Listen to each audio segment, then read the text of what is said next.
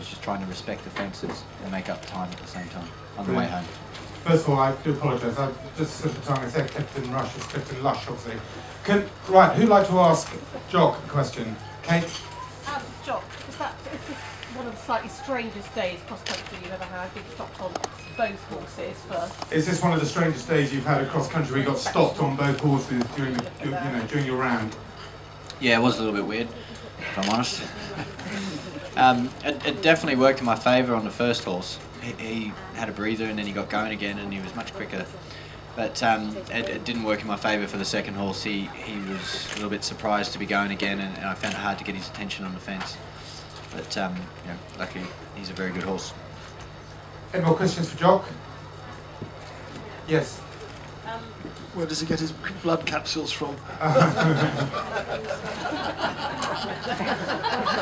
I'll sit quiet on that one.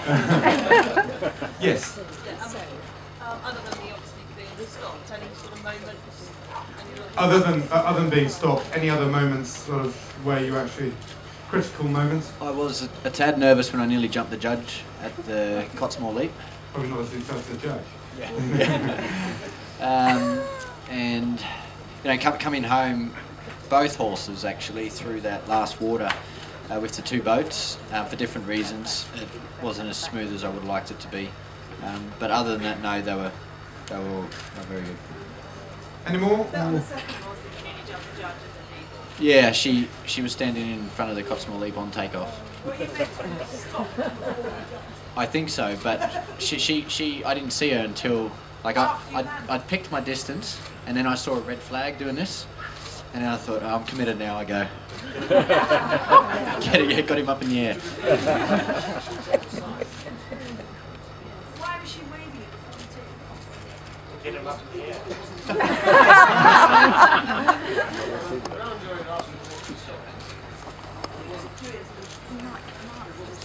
No, it's okay. All right.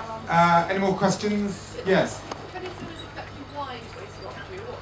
Why did they stop you on the two occasions?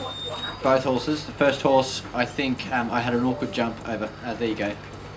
You were asking about awkward jumps. There was another one at fence 6 I forgot about. I thought he was going to jump in the ditch.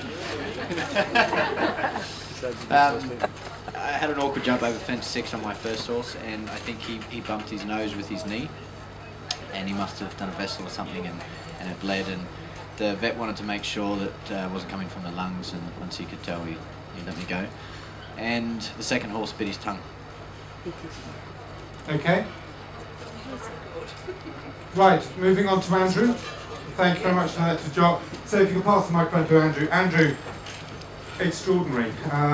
We've been to an awful lot of events where you've been, and we talked about 3 in the first day at this level of competition. 3 very different horses, 3 very different rounds for you. What were they like?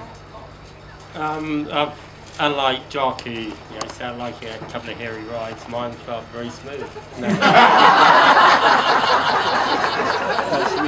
in seriousness, Calico Joe is very, very fast, and he has very good stamina. He doesn't have a big jump, and he has his own little way of doing it.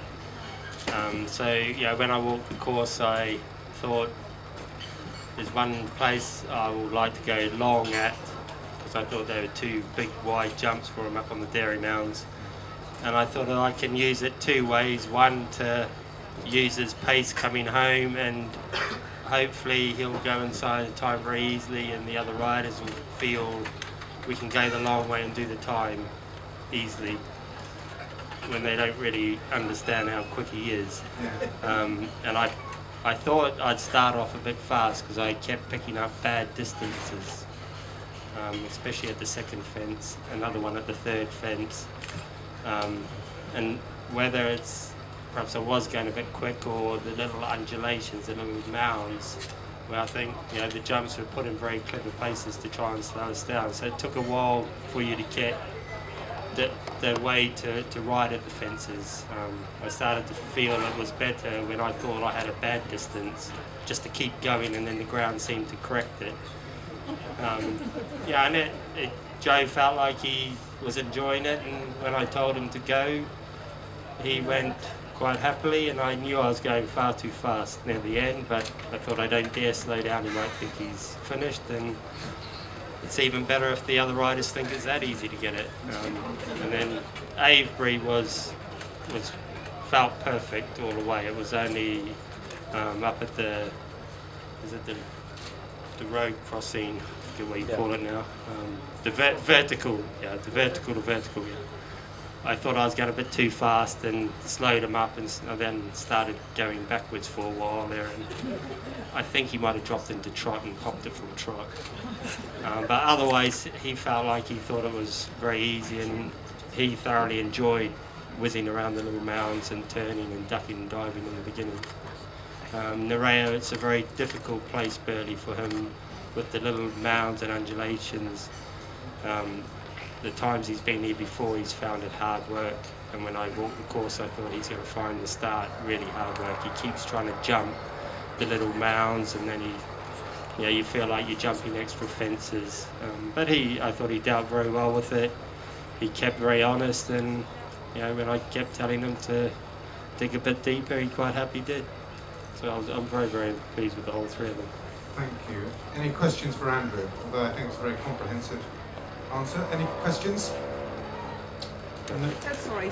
Yeah. Would you say this has been one of the more difficult Burghleys? Has this been one of the more difficult Burghleys?